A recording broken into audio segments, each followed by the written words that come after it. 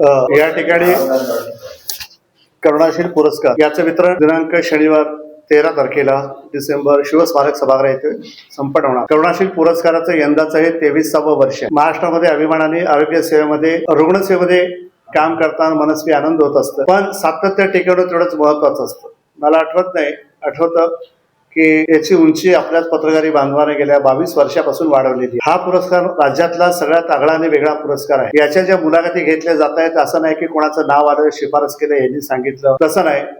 ह्याच्यात 4 महिने अगोदर आमची मुलाखती चालू असतात. प्रत्येक अधिष्ठाता, जिल्हा शल्य चिकित्सक, dean, private charitable trust chairman यांना पत्र दिले जातात. राज्यातल्या संपूर्ण रुग्णालय, एकूण 28 ते 29 महाविद्यालय, शासकीय वैद्यकीय महाविद्यालय रुग्णालय, सिव्हिल सर्जनला दिले जात आहेत, जिल्हा परिषदेला दिले जात आहे. हे सगळं देत असताना त्यांच्याकडनं जे नावं येतात आम्हाला, त्या नावामधून 30-35 नावं येतात. त्याच्यातून असं नाही की पटकन द्यावं. त्याच्या अधिष्ठाताला, त्यांच्या मेंटरला फोन केलं जातं की तुमच्याकडे नावं आलेली आहेत, या तारखेला तुमच्याकडे मुलाखतीसाठी आम्ही येणार आहोत.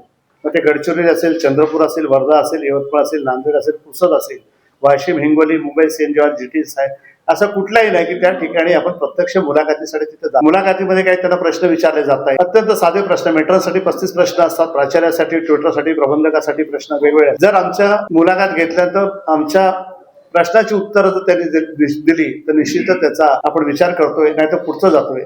कारण ह्या वेळेस आमच्याकडे नाही तर 1360 लोकांची नावं आली होती महाराष्ट्रात. त्याच्यातून फक्त आपल्याला 16 ते 18 निवडायचे होते.